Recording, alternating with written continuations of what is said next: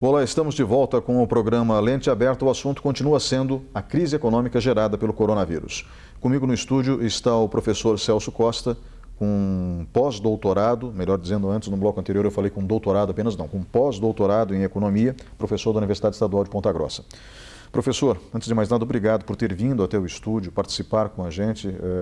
As pessoas não viram isso nos bastidores, mas nós tomamos todos os cuidados, estávamos de máscara, álcool gel, né, enfim, aquilo que manda a etiqueta nos dias de hoje, né? Não só uma questão de etiqueta, mas uma questão de necessidade para que ninguém seja contaminado. Professor, nós estamos passando por um período muito turbulento. Existe uma queda de braço entre o presidente da República e os governadores e, visivelmente, uma incapacidade de diálogo. O diálogo nem sempre é fácil. Mesmo profissionais da minha área falam bobagens, né? Eu digo mesmo da minha área porque, normalmente, as pessoas que lidam com as palavras, como os escritores e os jornalistas, deveriam supostamente falar um pouco melhor e errar menos na parte de comunicação. Mas todos erram. Sim. E o presidente da República é muito bom na hora de errar a mão no momento em que ele se comunica. Ele acaba se complicando facilmente. Isso desgasta um pouco a imagem dele. E nós temos governadores com a mesma característica, né? E essas pessoas em atrito. Isso não ajuda em nada o país. O correto seria nós termos uma política que facilitasse a atividade econômica durante a pandemia. O senhor acredita que as pessoas vão acabar chegando num acordo sobre esse tipo de possibilidade, ou seja, o que está sendo chamado de distanciamento social? Então, o que a gente tem visto aí nos últimos tempos é preocupante, né? A gente não consegue ter governo federal, estadual e municipal entrar em acordo do que é melhor para ser feito nesse momento.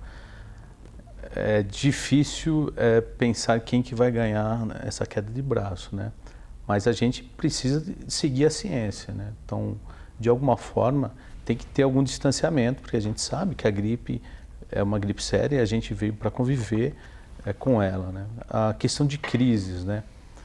Tem um livro da Carmen Reinhard e do Kennedy Rogoff, um livro bastante famoso que fala sobre crises. Estudaram crises e foi lançado logo depois da crise de 2008 e o título era Dessa Vez é Diferente, né? Comparava-se a crise de 2008 seria diferente de todas as outras crises. E eles chegou à conclusão que não era muito diferente naquele caso.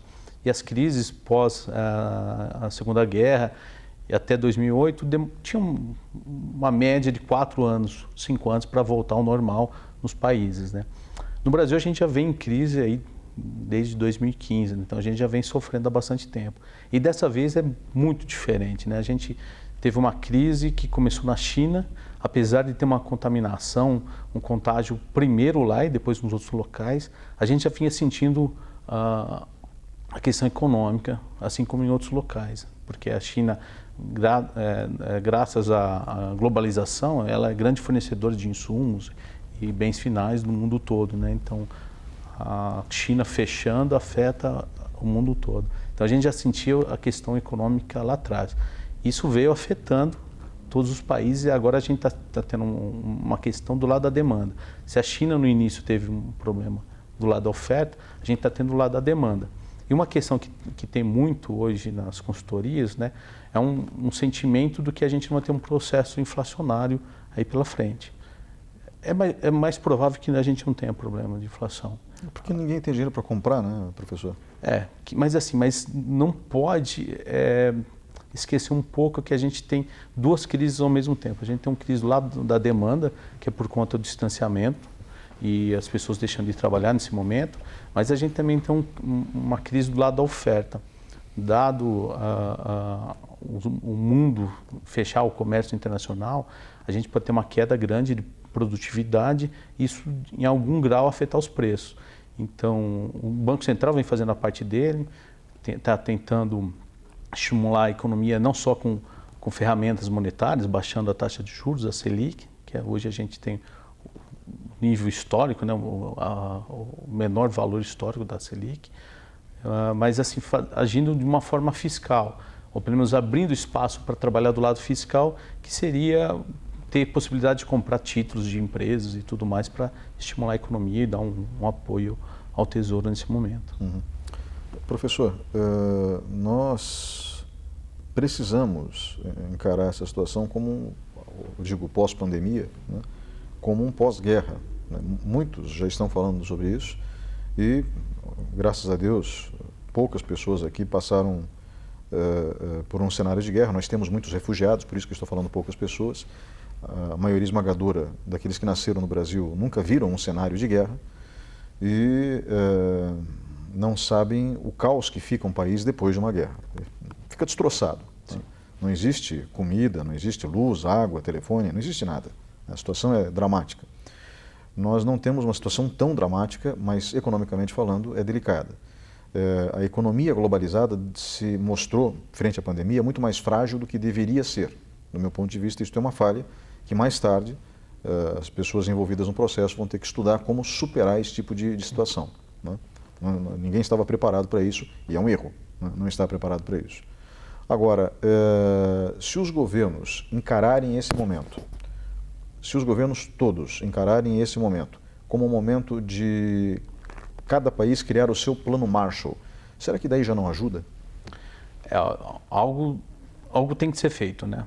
Lógico, a gente tem que tomar muito cuidado porque há muito oportunismo nesse momento, né? Então, alguns estados que não vêm fazendo a lição de casa no termo fiscal há muito tempo, vê agora a oportunidade de poder tentar negociar a dívida e tudo mais, abrir espaço para gastar em outras questões que não seja o lado da crise, no lado da saúde, né?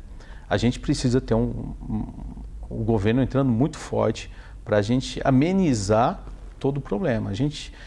E o duro que a gente está no momento ainda passando um pouco a negação. Eu acho que a gente negou muito a crise, negou muito a situação tão dramática que a gente está vivendo.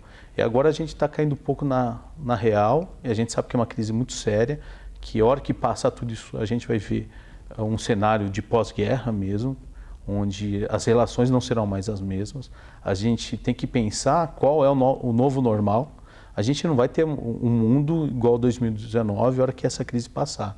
Muitos falam da gente voltar até o PIB de 2019 em 5, 6, 7 anos. Então, assim, a gente tem um processo grande em termos econômicos para sair desse buraco que a gente ainda não chegou ao fundo. Então, é um processo longo ainda para a gente.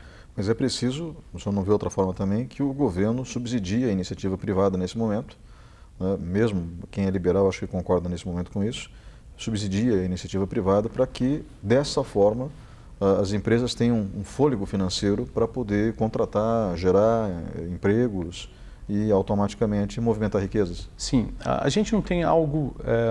A proposta não é muito diferente do que aconteceu em outras crises, né? Nas guerras, o Banco Central é o grande estimulador do lado econômico da economia, né? Em 2008 e 2009, o Banco Central americano comprou títulos das empresas. Naquele momento parecia um negócio ruim, porque os títulos estavam desvalorizados, né? As empresas precisando de muito capital, mas isso ajudou as empresas a crescerem e esses títulos até valorizaram depois e ajudaram até o Banco Central americano. Então o Banco Central brasileiro vai ter que fazer alguma coisa parecida. Eu acho do lado do Tesouro a gente tem um certo limite, dado do que a crise que a gente vinha enfrentando é do lado fiscal, mas ainda o Banco Central tem algum espaço. Está sendo preparado medidas legais para o Banco Central poder comprar títulos de empresas e assim estimular e ajudar as empresas a sair desse momento. Professor Celso Costa, com pós-doutorado em Economia, professor da Universidade Estadual de Ponta Grossa, obrigado pela sua presença hoje aqui no programa Lente Aberta da TV Educativa. Bom, eu que agradeço, né? Muito obrigado. Nós vamos agora para um breve intervalo e voltamos em instantes.